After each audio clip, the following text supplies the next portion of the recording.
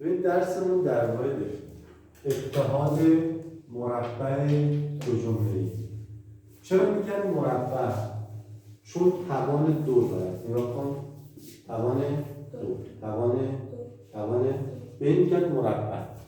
چرا میگن دو جمله‌ای؟ چون دو تا جمله داره. یک دوت. حالا یک جمله دو جمله چجوری متوجه بشیم؟ ببین اینا کلی عبارت نوشتم اینجا، بینشون هیچ علامتی نیست، پس کلا میشه یک جمله. اما همین اینجا نوشتم اومده مثبت میشه یکی، اومده تا اینجا یکی دیگه، اومده تا اینجا یکی دیگه، اومده اینجا یکی. وقتی مثبت منفی بینش بیاد چیکار میکنه؟ جدا. تا اینجا یک، تا اینجا چهار. حالا میخوام جواب بدیم چیکار میکنم؟ یه بار ببین به این میگن اولی، به این میگن دوم. میگیم اولی به توان دو، اینو نگه دار، دومی به توان. پس اولی به توان دو، دومی به توان. خب چرا اینجا نوشتم؟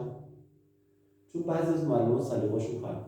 تو کتابم اینجوری نوشته اولی به توان دو برابر اولی در دومی دومی به توان. اما اینجوری نمیگیم، ما برای اینکه راحت‌تر به زبانمون بچرخه میگیم اولی به توان دو، دومی به توان دو. اینجا می‌نویسیم.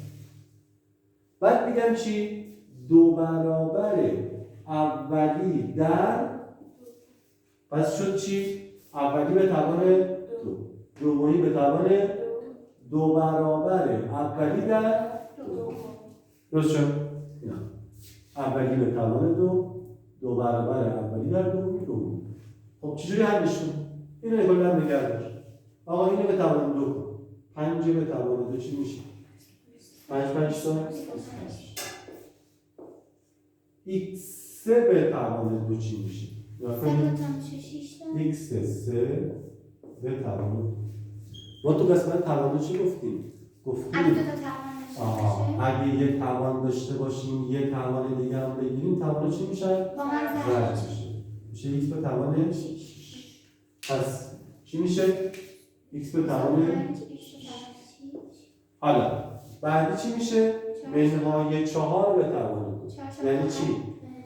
منهای 4 به توان 2 یعنی منفی 4 ضرب داره منفی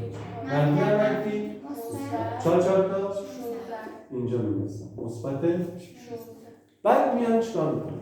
این و این همه رو در هم ضرب، دو برابر اولی در دوم. چجوری ضرب میکنم؟ میگم آقا مثبت در منفی چی میشه؟ منفی 5 4 تا 20 ضرب در دو 40. یه دونه ایکس هم دارم. در سرانجام همین بنویسیم. همین ماجرایی اصلا جوابی. بعدی اینجا اینو باید به توان دو کنم، درسته؟ 3 به توان دو، 3 تا x هم به توان دو.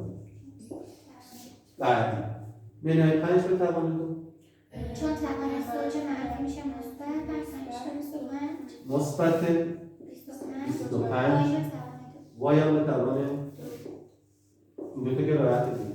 بعد مثبت در منفی 3 5 تا 15 ضرب در دو یه x دارم، یه y دارم، یه x. بعدی اینو نگه می‌دارم. این به توان دو چی میشه؟ x. منهای 3 به توان دو مثبت در منفی. اینجا عدد ندارم چنده؟ یک 3 تا 3 2 تا 6 تا یه x دارم.